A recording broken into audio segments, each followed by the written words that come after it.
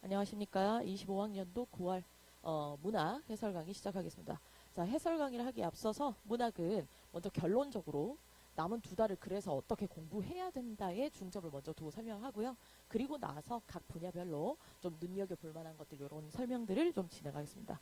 일단 6평, 9평 둘의 공통 분모가 있습니다. 다른 어떤 애도 늘 똑같았지만 특히나 수특과 수원 같은 경우 이 아이들은 반드시 여러 번 봐두셔야 돼요. 여러 번. 이유가 뭐 때문이야? 6평도 연결율이 굉장히 다소 높았고 지문을 그대로 발췌하는 등 이번 9평도 마찬가지입니다. 그렇기 때문에 이거는 사실 기정사실에 가깝다라고 보시고 수특과 수화는 각 잡고 하는 게 아니야. 근데 매일 해야 돼. 그래서 이걸 매일 조금씩 계속 반복적으로 당일날 내가 아는 작품 나왔을 때 그 아이는 내신처럼 그냥 이미 알고 접근한다. 이 정도여야지 뭐 한 번 보고 이해됐다 이 정도 가지고는 어림도 없습니다. 그래서 얘는 아주 많이 보는 거, 매일 보는 거 이걸 키워드로 하시고 지금 남은 두 달을 공부해 나가시면 속도전에서 굉장히 많이 도움을 받을 것이다. 자, 근데 결국은 뭐냐면 내가 볼 때는 쌤이 볼 때는 9평보다는 6평에 가까울 거야. 그리고 6평 정도의 난이도를 유지하든지 아니면 6평과 작년 수능의 중간 접점 정도가 되지 않을까? 그래서 6평 정도는 준비를 해둬야 돼. 그러려면 결국 너가 아마 틀렸던 문제들이 있을 거야. 뭐 34번 같은 거, 6평에 현대시의 마지막 보기 문제 같은 거. 그런 것들이 결국은 나를 힘들게 할 거야. 이해되지? 그래서 보기 문제에 대한 준비가 철저하게 되어 있어야 마지막 한 문제까지 헷갈리지 않게 돼. 그래서 결국 보통 때 여러분들이 연습하실 때, 그러니까 풀 때도 마찬가지고요. 분석하실 때도 마찬가지입니다. 근데 분석하실 때 특히나 어떤 연습을 했으면 좋겠냐면 보기에 맞춰서 지문을 해석하는 연습. 그럼 어떤 친구가 그런단 말이야. 선생님 당연히 보기에 맞춰서 해석하는 거 아니에요? 아니 그런 얘기가 아니고 분석할 때는 천천히 보기를 꼭꼭 씹어보고 예를 들면 보기에 핵심이 있을 거잖아. 그럼 보기의 핵심을 정확하게 추출해보고 이해해보고 핵심이 두 개야. 그럼 두 개 대비 표시도 해보고 세 개가 연결돼 있어. 그러면 끊어서 범주를 잘 나눠도 보고 그리고 나서 그게 지문에서 어디가 구현됐는지 한 줄씩 천천히 하세요. 절대로 여러 지문 푸는 게 중요한 게 아니라 평가원을 놓고 평가원에 한두 지문을 아주 엄선된 지문들로 보기에 맞춰 지문의 연결고리를 이해하는 거야. 그래서 보기 제일 중요합니다. 그리고 이걸 매다 꽂듯이 읽어줘야 돼요. 그래야 지문에 뭐가 들어와? 핵심이 연결됩니다. 그러면 그 지문의 핵심 부분이 결국은 정답 구간이 된다. 그래서 이걸 혼자 연습할 때도 꾸준히 해주셔야 되겠습니다. 이해되지? 그래야 뭐가 되냐면 첫 번째 답 나올 부분도 보여. 두 번째 뭐도 보여? 지문이 이해되기 시작해.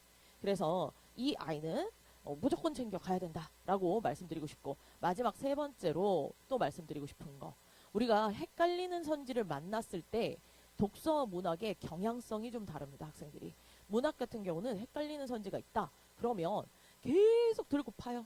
그리고 막 지문을 배회하는 생명체처럼 부유해요. 그러다가 갑자기 마음이 탁 꽂혀 인상 깊어 그럼 네가 답이다 이런 식이라든지 아니면 4번과 5번이 헷갈리는데 4번이 한 40% 정도의 느낌으로 들어와. 그 다음에 5번이 60%야. 얘를 계속 고민을 한 5분 정도 했단 말이야. 그리고 나서 최종 5번. 고르면 뭐하니? 5분이 가는데. 그렇기 때문에 이걸 보통 때 분석 때 연습해야 되고 풀 때도 연습해야 된다. 쌤이 얘기하지? 이건 분석 때도 하는 거고 풀 때도 조금 신경 써서 해야 이 둘이 콜라보를 이루면서 굉장히 큰 시너지 효과를 일으킨다. 이해되지? 자, 그래서 헷갈리는 느낌이 들 거야. 그럼 헷갈리는 느낌 들 때는 반드시 해야 되는 게 있어. 헷갈릴 때 하늘 보면 돼, 안 돼? 안 되지? 그래서 헷갈릴 때는 무조건 어디 본다? 지문. 지문의 정확한 근거. 이거 뭔 얘기인지 알지? 지문의 정확한 근거를 반드시 손가락을 갖다 대세요. 그러니까 뿌옇게 볼 생각하지 말고 독서랑 똑같습니다. 몰두를 딱 해서 그 부분을 딱 지적해서 꼭꼭 씹어줘야 돼. 그 부분에서 정답이다라는 생각으로 움직여야 돼. 그래서 요 연습 계속 반복적으로 해주시고 그래서 이번 시험에도 사실 난이도가 높지 않았습니다. 그런데 시간은 어땠는지도 묻고 싶어요. 현역 학생들 특히. 자, 시간이 조금 부족했다. 그러면 이런 부분에서 보통 때 연습이 안 되다 보니까 좀 얼기설기 갔다는 얘기지. 왔다 갔다 좌충우돌 이런 식으로. 그래서 요거 연습 꼭 좀 했으면 좋겠고 그 다음 두 번째 또 부탁하고 싶은 건 만약에 선지 부분 있죠. 선지 부분에서 이런 선지란 말이야. 이런 선지. 이런 형태다. 물론 쉼표가 없을 수도 있지만 있다라고 치고 들어가야 돼. 뭐를 통해, 뭐를 바탕으로 이런 것들. 그때는 꼭 해야 되는 작업이 뭐였지? 반드시 끊어 읽는다가 1번. 그지? 연결해서 후루룩 읽지 않는다. 반드시 끊어줘라. 이거 시각적으로 하셔야 됩니다. 근데 끊기만 하는 거야. 끊은 다음에 이게 전제 조건이죠. 그죠?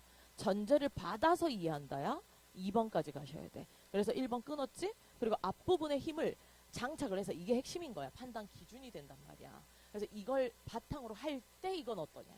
이걸 바탕으로 한다면 이건 어떠냐. 그래서 여기까지 연습을 하신다면 제가 볼 때는 요번 문학 수능에서 30분 안에 푸시고 그 남은 시간들을 다 독서 검토하시는 데 쓰시면 되겠습니다. 자, 이렇게 얘기를 드렸고요. 그래서 이걸 기반으로 해서 지문 한번 가보도록 하죠. 18에서 21번. 18에서 21번에 첫 번째 말씀드리고 싶은 거. 아까 나왔던 21번 문제 있죠. 21번에 보기 문제가 있습니다. 물론 이 지문은 보기를 잘 녹여 썼다고 보기는 좀 어렵습니다. 문제가. 하지만 보기 연습용으로 좋습니다. 그래서 시간이 필요하다면 한 30초에서 40초 스탑해 놓으시고 보기를 좀 꼼꼼하게 끊어주시고 범주도 좀 나눠보시고 그러고 수업 들읍시다. 자, 됐다 치고요. 그래서 보기에 하나, 둘, 세 번째 줄 가봅시다. 각 회 앞부분에는 내용을 소개하는 19화 여기 끊어버려. 그러니까 이런 걸 한 방에 읽을 생각하지 마. 실제 수능은 훨씬 정교화가 될 거거든. 범주를 나눠줘야 돼. 그래서 앞부분은 두 가지인 거야. 근데 1-1이라고 써봐. 1-1 내용을 소개하는 19야. 그 다음에 1-2가 뭔 거야? 해당 회에 대한 견해인 거야. 그러니까 제시되어 있고 확 끊어. 뭐 앞부분은 무조건 첫 번째는 내용을 소개하는 19, 두 번째는 바로 뭐? 그것에 대한 견해. 그리고 본문이야. 본문 속에서 찾아야 되는 건 뭐지? 인물, 사건 등에 대한 뭐? 짤막한 평이나 감상. 그러니까 이건 그냥 인물 사건이 아니라 얘네들에 대한 평이나 감상이 있을 것이다. 이렇게 나눠 두셔야 지문 올라갈게요. 지문 올라갔을 때 A부분에 봄놀이라고 돼 있고 이게 바로 뭐야? 작품의 앞부분이잖아. 앞부분에 그래서 시, 오작교에선 어쩌고 저쩌고 그네를 띠네. 여기까지가 1- 몇 번 구간이라고 인지하고 들어가야 돼. 그렇지 1-1 구간인 거야. 그리고 나서 그 아래 광활 루기는 어쩌고 저쩌고 이 내용이 바로 뭔 거야? 1-2다라고 인지해야 되는 거야. 그래야 본문 부분에 어느 부분이지? 물론 괄호 쳐서 작은 글자들 굉장히 많았어. 이해되지? 그래서 쌤은 첫 번째로 네가 조금 느껴졌으면 좋겠는 부분이 바로 어디냐면 눈을 크게 떠봐. 중약 이하에서 한 10줄 정도 내려가니까 도련님께서는 교방행수 기생 월매를 기억하시는지요? 그 뒤에 괄호 치고 이게 무슨 말이야? 라고 되어 있지. 글자가 작아졌다는 느낌이 들어야 돼. 그래야 기억 부분 가세요. 기억 내려가니까 어찌 그렇지 않을 수 있겠는가?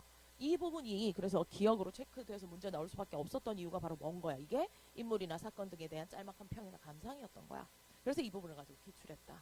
그래서 이 부분이 자꾸 보기에 맞춰서 지문을 읽어보려고 애를 써야 어디가 조금 뚜렷하게 이해가 되면서 넘어가요. 그래야 두려움이 사라집니다. 그래서 그렇게 보는 걸 여러분들 좀 신경 썼으면 좋겠고, 그 다음 두 번째, 이제 좀 사이드로 빼서 고전소설에 대한 얘기를 좀 하자. 얘들아, 고전소설은 어차피 네가 아는 작품에서 나올 가능성이 있어. 근데 늘 반반이야. 지금 나오는 작품 6작품 중에 대략 4작품은 EBS 연계될 거고 2작품 정도는 낯선 게 나올 건데 고전소설도 나올 수 있어. 낯선 걸로. 그럼 네가 이걸 어떻게 처리하느냐. 결국 고전소설은 얘들아 난이도를 굉장히 높이긴 까다로워. 그렇기 때문에 쌤이 뭐라고 얘기했지? 무조건 지문 집중해서 읽는 연습해라. 자, 저는요 고전소설이 제일 어렵습니다. 아직까지도. 그럼 아직까지도 어렵다는 건 남은 2달에 너의 모습이 뭐여야 되느냐인 거야. 남은 2달 동안 너는 그럼 뭘 해야 돼? 매일 혹은 간헐적으로 이틀에 한 번 정도는 평가원 고전소설 지문 딱 집중해서 시작 스탑워치 맞춰놓고 푸는 연습해야 돼. 근데 여기 키포인트는 바로 뭐라고? 지문을 집중하자고. 왜? 이거 헷갈리는 문제가 있을 거야.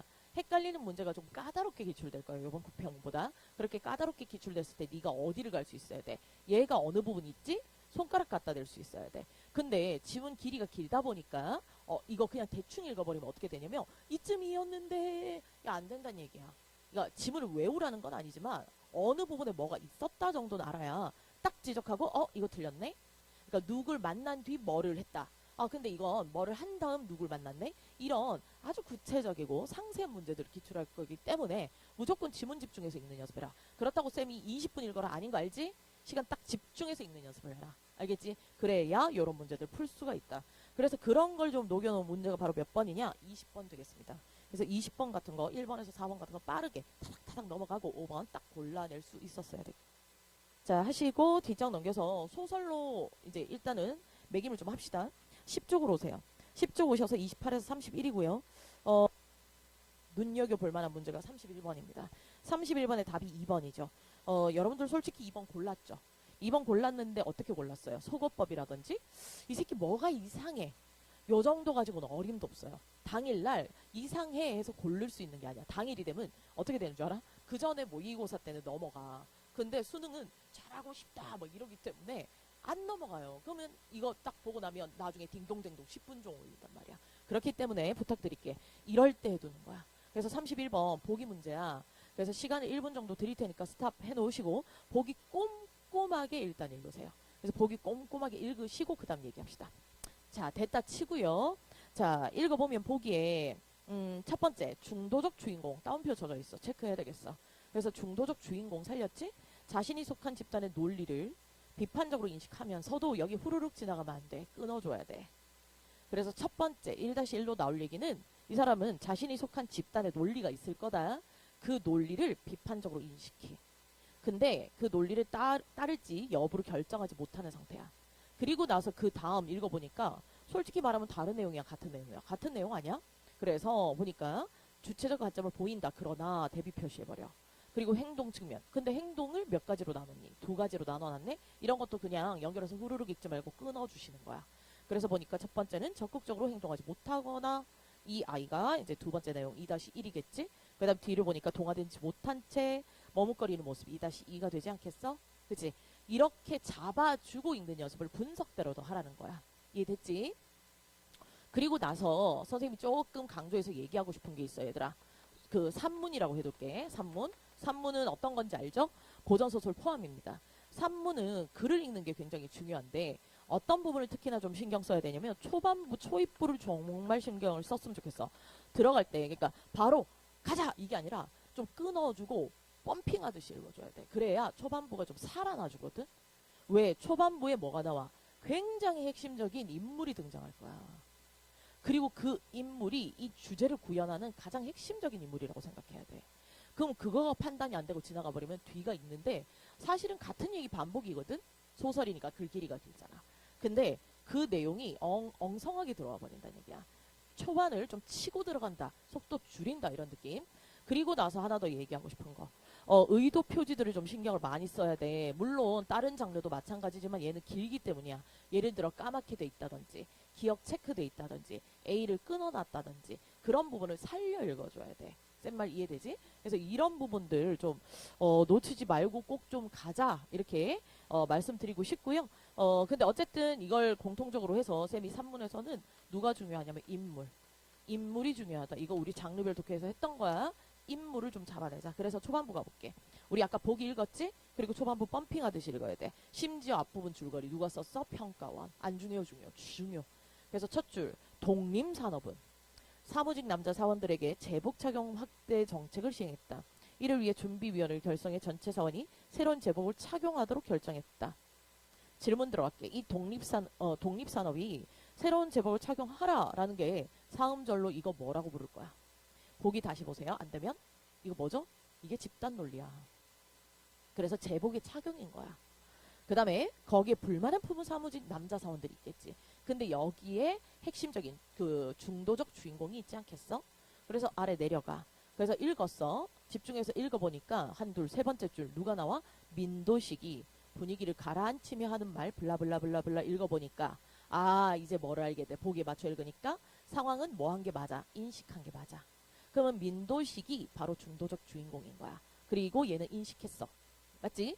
그러면 그 다음에 어느 구간에서든 인식까지만 나오면 돼, 안 돼? 안 되겠지. 인식했으니까 이제 행동적 측면에서 뭔가를 하지 못하는 그런 내용들이 나오겠다. 그래서 뭐 읽었다 쳐. 그래서 중략 아래 내려가. 중략 아래 내려가니까 또 민도식인데 얘 어떤 거야? 지금 행동적 측면에서 자신의 인식에 따라 적극적으로 행동하지 못하고 동화되지도 못하면서 머뭇거리고 있는 상황. 거기가 중략 아래인 거야. 그래서 이렇게 초반부를 잘 끌고 가야. 그리고 중략 끊고 펌핑이잖아. 중략 끊었으니까 내용에 변경이 생긴 거야. 그래서 이런 식으로 읽는 거다라는 연습을 집에서 했으면 좋겠어. 쌤 말 이해되죠? 그래서 그렇게 본다면 2번 선지 31번에 2번 선지 별표 쳐. 2번 선지 잘 냈어요. 해보고 싶은 친구는 해보시고 선생님이랑 수업 듣자. 여기 보니까 앞부분에서 연결해서 뭐 이해는 했지만 두 번째 줄 민도식은 한 다음에 첫 번째 어떤 부분에서 틀렸어? 네가 느꼈을 때 작업 중 사고를 둘러싼 투쟁과 몸에 걸치는 옷을 둘러싼 논쟁에 적극적으로 참여하지 못한다라고 돼 있는데 얘는 지금 어떤 부분에서만 참여를 제대로 못하고 있는 거야. 그렇지 몸에 걸치는 옷 부분이야. 이 투쟁은 이 민도식과는 조금은 무관하게 보셔야 됩니다. 그쵸? 핵심적인 건 이거죠. 그래서 1번 써놓으세요. 여기에서 문제가 되는 건 바로 뭐야? 제복 착용이다. 집단 논리가 바로 뭐다? 제복 착용이다. 요게 1번 근거 되겠습니다. 아마 이렇게 푸셨을 것 같습니다. 풀었더라도. 근데 두 번째 하나만 더 얘기할게. 얘들아 그러면 여기 앞에 있는 2번에 보니까 권씨를 3자는 장상태에 둔 짓이지. 장상태 체크해봐. 이 사람도 잘못됐어. 왜냐면 장상태를 가지고 뒷부분에 선지가 이렇게 구성되어 있지. 앞부분에 장상태예요. 쉼표 찍고 그리고 여기 뒤에 보니까 주제에 대한 얘기란 말이야. 주제 블라블라블라. 그럼 끊어주고 여기를 집중해서 이렇게 읽어야 되는데 그러면 얘가 뭐여야 하는 거야? 장상태가 결국은 사음절이야. 다시 얘가 집단 논리여야 돼. 얘가 제복 착용합시다 라는 독립산업이셔야 된다고. 그래서 여기 맞춰 본다 해도 결국 두 번째인데 써봐. 두 번째 상태 오빠는 집단 논리 X다. 이해되죠? 무슨 얘기인지? 그래서 요 아이는 눈여겨볼 만하다. 난이도를 여기에서 좀 더 높이지 않겠는가. 그 다음에 28번 문제. 1번은 틀렸습니다. 내적 갈등이 거기에 주제가 아니라 차라리 외적 갈등이 맞겠죠. 근데 답은 4번입니다. 4번인 거 찾아낼 때 조금 부담되진 않았니? 그래서 4번 선지 별표는 쳐도 왜냐면 정말 많이 나오는 선지야. 수능에서도 그 다음에 평가원에서도 엄청 많이 나오는 선지기 때문에 여러분들 좀 알고 들어가셔야 되겠고 당연히 서술자가 특정 인물의 시선을 통해 라고 얘기했잖아. 이 특정 인물의 시선이 바로 누구였어? 민도식이었지? 근데 민도식인데 우리가 이걸 조금 더 정확하게 조금 더 깔끔하게 알 수 있는 방법은 없을까? 그래서 의도에 맞춰 읽어야 돼. 자 A 구간이지. A 가봐. A 가니까 첫 줄 끊겨있지. 누가 끊었어? 평가원이. 그럼 반드시 A 첫 줄을 끊어서 첫 줄 펌핑하듯이 들어가야 돼. 그럼 누가 들어와? 그러나 도식이 보기에 블라블라블라블라블라 도식이가 맞습니다. 요렇게 처리하는 거다. 이해됐지? 온 김에 뒷장 넘겨보자. 넘긴 다음 32, 33, 34가 걸려있는 문제고요. 선생님은 여기에서 드리고 싶냐면 아무 때나 좀 써.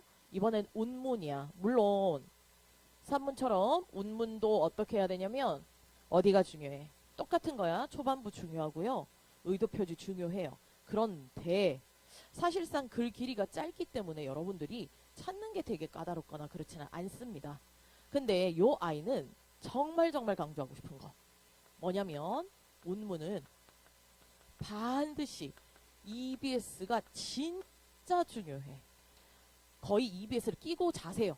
선생님 강의를 들으시면서 주무셔요. 아예 김기리와 함께. 그래서 왜냐하면 그 정도가 돼야 이런 부분에서 조금 어렵게 까다롭게 나오더라도 속도 지연이 안 생겨.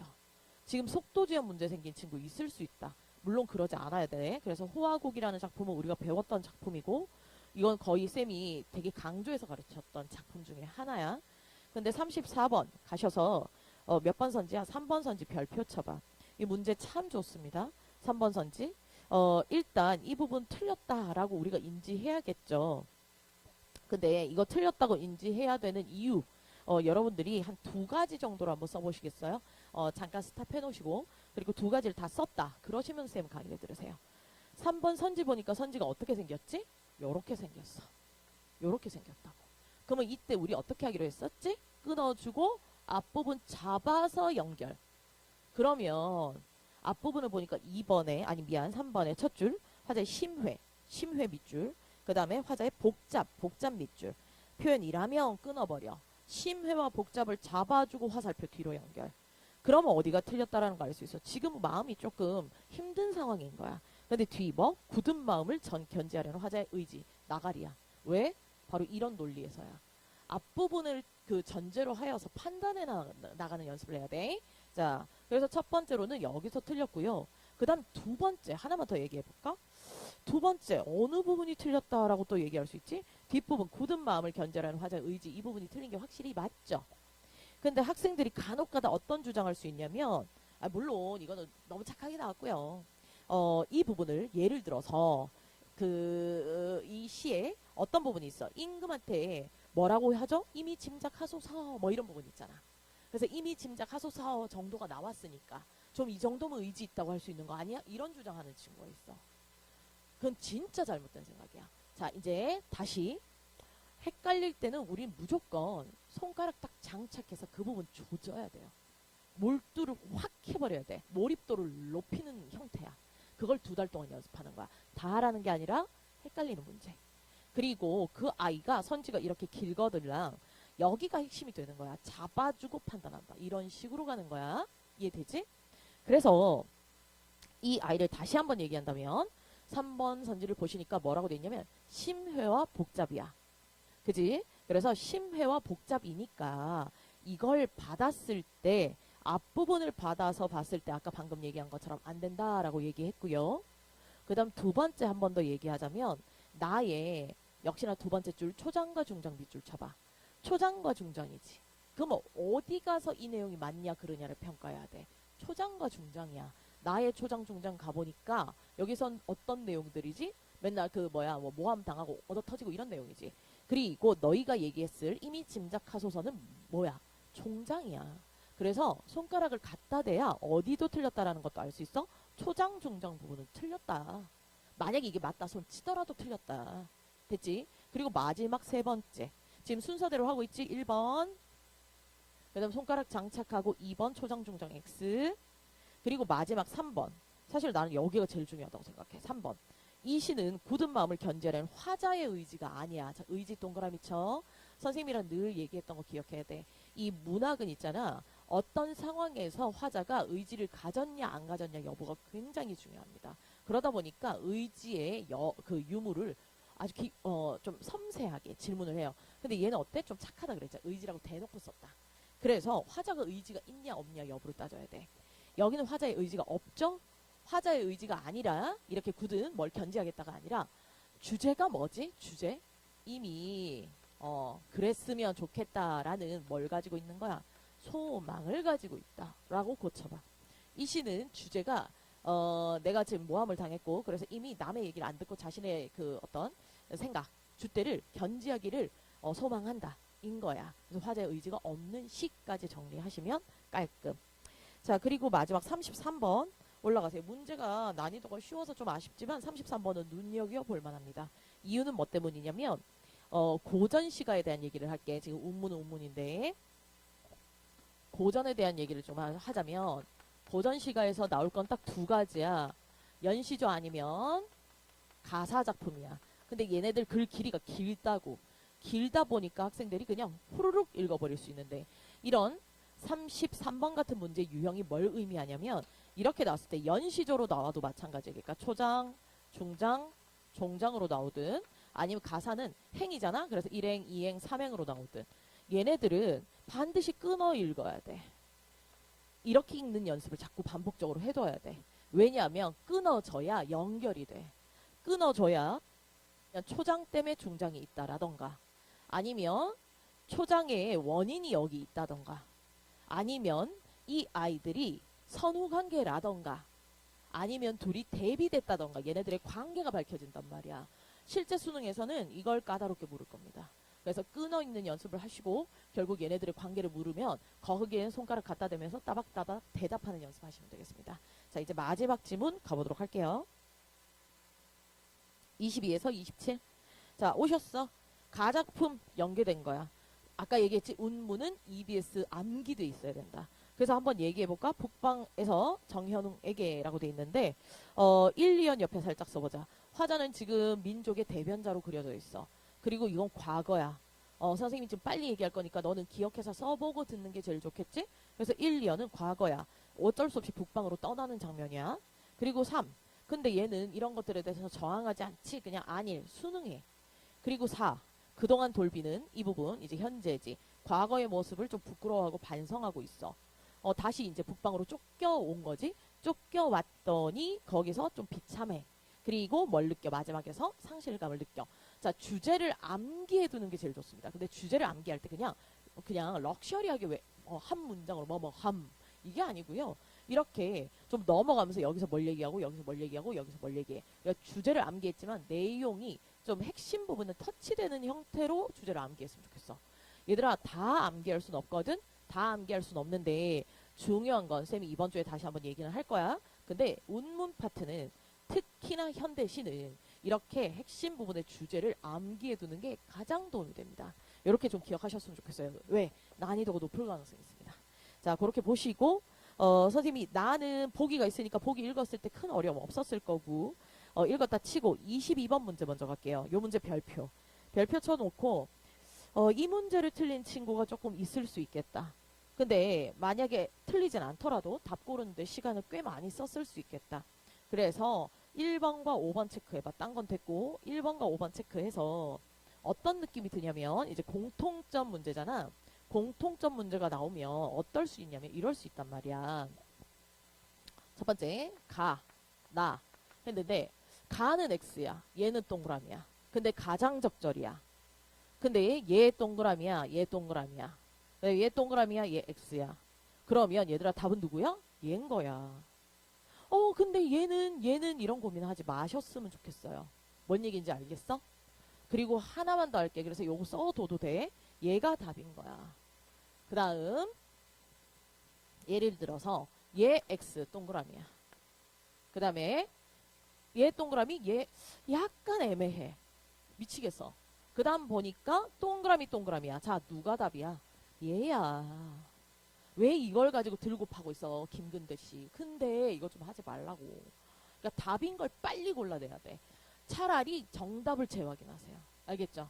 그래서 부탁드릴게. 지금 문제시 되는 선지가 1번과 5번이다 그랬었잖아. 5번 먼저 해보지 뭐. 5번 보니까 뭐라고 돼 있지? 향토적 소재를 활용하여 끊어버려. 그리고 앞에서 뒤로 연결.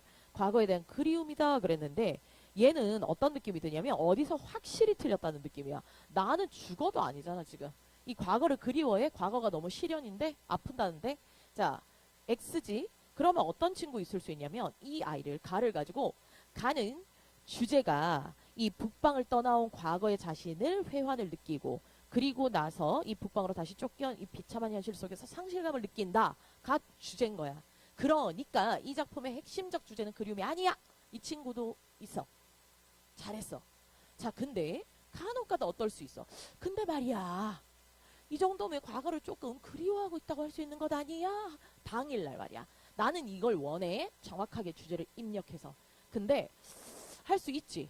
근데 이걸 왜 고민하고 있냔 말이야. 틀린 거야. 틀렸다고요. 이렇게 하시라고요. 자, 1번. 비판적 태도로 현실의 부정적 측면을 부각하고 있다. 이게 어떤 느낌으로 들어올 수 있냐면 어떤 학생들이 이것도 좀 현실이 좀 비판적이고 앞도 보니까 현실이 조금 구리고 이런 친구 있을 수 있거든. 자, 만약 이랬다 쳐 당일날 마음이 그래. 내 마음이 그래도 답은 명확하게 3번 아니야? 얘 애매하잖아. 솔직히 네 느낌 있지. 애매했단 말이야. 그리고 쌤이 하나 더 얘기하고 싶은 건 정확했으면 좋겠어. 어떻게 정확했으면 좋겠냐? 주제를 암기해야 돼. 나 작품의 주제가 뭐였지? 그 내 과거를 회상했고 과거가 너무 아팠어 라고 얘기하는 게 주제야. 1번 비판적 태도를 가지고 현실의 비판을 하는 게 목적이 아니야. 보기를 정확하게 읽어야 정확하게 들어와. 틀렸어. 그 다음에 가. 마찬가지야. 가. 비판적인 태도로 현실의 부정적. 지금 이 일제강점기 현실이 나빠. 지금 이게 주제가 아니라 과거에 내가 안일을 했던 나의 태도 반성하기. 그 다음에 현실의 이 비참함과 상실감 느끼기. 이게 주제라고. 주제를 왜 암기해야 되냐? 이런 가장적절 문제 때문이다. 그래서 난 얘도 X라고 보고 이렇게 풀었다면 더욱 잘했다 칭찬하고 싶어. 답은 3번이지. 솔직히 3번 좀 아쉬워. 앞에 다른 어떤 그 단어들이나 이런 것들이 내포됐어야 했다고 봐. 근데 3번 보니까 뭐라고 돼 있냐면 빗대어 표현하는 방식으로 끊었지? 연결. 그러니까 빗대었다는 건 비유법이야. 비유법인데 어떤 것들을 비유해놨냐면 가작품 주제 부분이야. 보니까 나의 태반이라는 거에 네모를 쳐두었어. 이 태반이 진짜 태반이 아니겠지. 나의 고향 같은 곳, 북방을 의미해. 나 마찬가지야. 나도 어디? 생가에 네모를 쳐두었어. 진짜 물속에 살았던 물고기가 아니잖아. 인어공주야 얘가. 그래서 생가라는 건 결국 이 물가를 의미하는데 결국 내 생가처럼 느낀다라는 거야. 그래서 여기는 빗대어 표현하는 방식으로 나의 인식을 나타낸 건 맞아. 그리고 두 번째 하나만 더 얘기할게. 얘들아, 비유나 상징이 없는 시가 있니? 그럼 그거는 시가 아니야. 일기지. 비유와 상징은 무조건 있어요. 그래서 만약에 있잖아, 만약에 1번, 5번이 너무 어려웠더라도 3번에서 이건 지극히 당연하다 하고 넘어갔었으면 더 좋아. 완전 퍼펙. 선생님이 너무 사랑해요. 자, 그래서 부탁드려. 그래서 1번, 3번, 5번 이런 거 혹시라도 보통 때 내가 표현상 특징 문제나 서술상 특징을 자꾸 틀린다. 그럼 남은 2달 동안 딴 거 신경 쓰지 말고 내가 자꾸 틀리는 거 자꾸 봐두는 거야. 알겠지? 그렇게 했으면 좋겠고요. 그 다음에 20 몇 번이죠? 3번. 23번에 1번 선지는 동그라미 쳐놓고 다시 보세요. 좋은 선지입니다. 그 다음에 24번. 4번 선지 가봅시다. 4번 마찬가지지. 요 아이 2번과 4번 묶어볼래? 근데 4번이 좋은 문제야. 별표. 왜 그렇지? 쉼표 찍고 앞을 받아서 뒤로 연결. 그리고 앞을 받아서 뒤로 연결할 때 지문 손가락 정확하게 딱 갖다 대고 집중. 이거 10초 드릴 테니까 한번 해보시고 쌤 강의 듣자. 됐지? 그러면 리을의 식구가 미음에서 반복 변주는 맞죠? 반복된 구간도 있는데 변주된 구간도 있기 때문이죠. 근데 이것을 통해, 그 부분을 통해 뒤 연결. 상반된 상황이 시간의 추이에 따라 일치. 앞부분 상반된 상황. 이 부분은 너무 신경 쓰지 않아도 돼. 근데 뒤에 이 상황에 대해 일치되는 거야? 일치가 아니라 어떻다는 거야? 앞은 내 고향. 근데 뒤는 내 고향 똑같지만 여기는 상실. 그러니까 같은 지점이지만 내용의 변화가 생겼다. 인 거지. 그래서 답은 4번입니다. 그 옆에 써놓으세요. 6평이라고 써두시고 6평에 굉장히 똑같이 생겨 먹은 문제가 하나 있습니다. 여러분들이 한번 찾아보시거나 아니면 6평 해설 강의를 다시 들으세요. 그 정도는 여러분들이 이걸 해주셨으면 좋겠어. 자, 그래서 2번 가보자. 솔직히 말씀드리면 2번은 이렇게 쓰는 건 조금 위험해 보입니다. 그래서 이런 선택은 안 하시지 않을까라는 생각이 들어. 그래서 어느 정도 선택을 할 것 같으냐면 그냥 그런 상황이 안타까운, 그러니까 국방을 떠나올 수밖에 없었던 안타까운 상황, 그 정도로 처리할 것 같고요. 근데 연습용으로 좋잖아. 우리 뭐 연습해야 돼? 또 똑같은 거지. 요거 연습해보자. 이렇다고 한번 처리해볼까? 그러면 앞부분 의인화된 자연물을 제시하여. 아예 여기 뭐라고 했어? 의인화됐다라고 얘기를 집어넣어버렸단 말이야. 그래서 앞을 받고 펌핑 뒤로 화살표? 그렇다면 화자의 슬픔이다. 어때? 나쁘지 않군. 이게 우리가 하는 작업들이야. 이해되지? 자, 그러시고 27번에 보기 한번 30초. 속으로 꼭꼭 씹어서 읽어두자. 됐다 치고 들어갈게. 마지막 이제 다작품 수필. 수필은 올해 거의 뭐 요것도 기정사실화죠. 수필이 나올 가능성이 높습니다. 그리고 연계가 안 될 가능성도 높고요. 물론 될 수도 있습니다만 수필을 봤을 때 학생들이 좀 부담을 느낄 때가 많아. 그래서 오늘 거 듣고 이거는 종결해야 돼. 그 다음부터는 네가 연습하는 거야. 연습이 안 됐고 방향을 몰랐던 거야. 이게 먼저인 거야. 연습. 알겠지?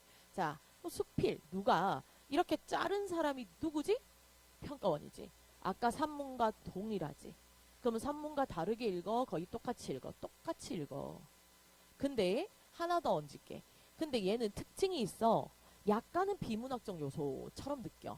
그래서 문단을 반드시 끊어 가셔야 돼. 그래서 예를 들면 요거 그대로 받아줄게.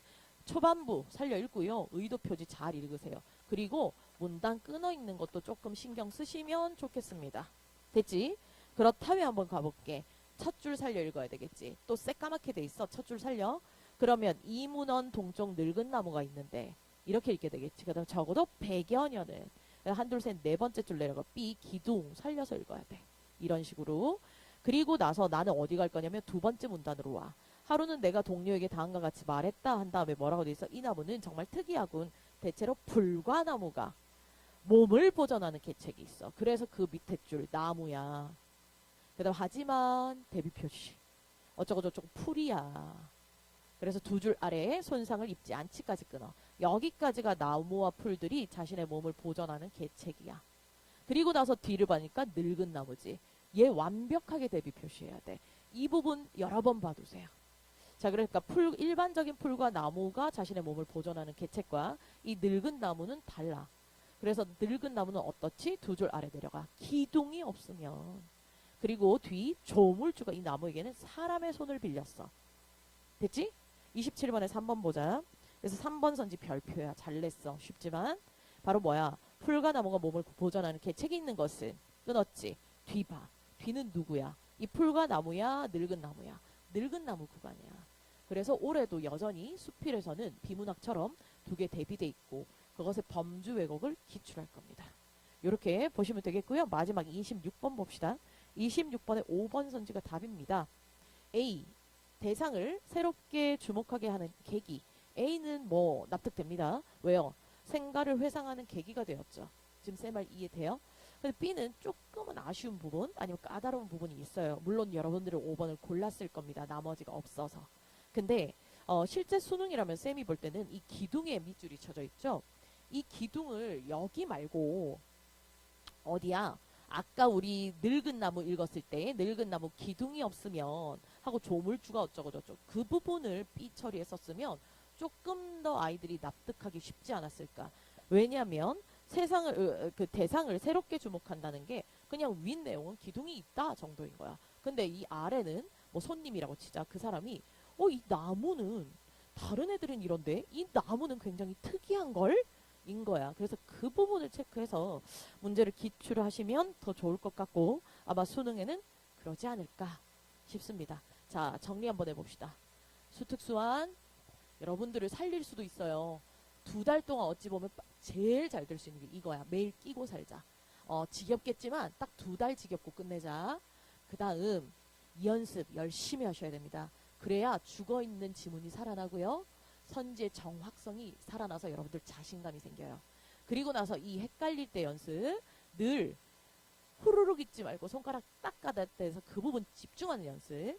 그 다음 그때 선지가 이렇게 생길 가능성이 높으니 이때는 앞을 받아주고 연결하되 이 2가지가 좀 콜라보를 일으킬 겁니다. 그래서 이렇게 남은 2달을 연습하시면 문학 여러분들 잘 칠 수 있으니까 걱정 말고 최선을 다합시다. 수고 많이 하셨습니다.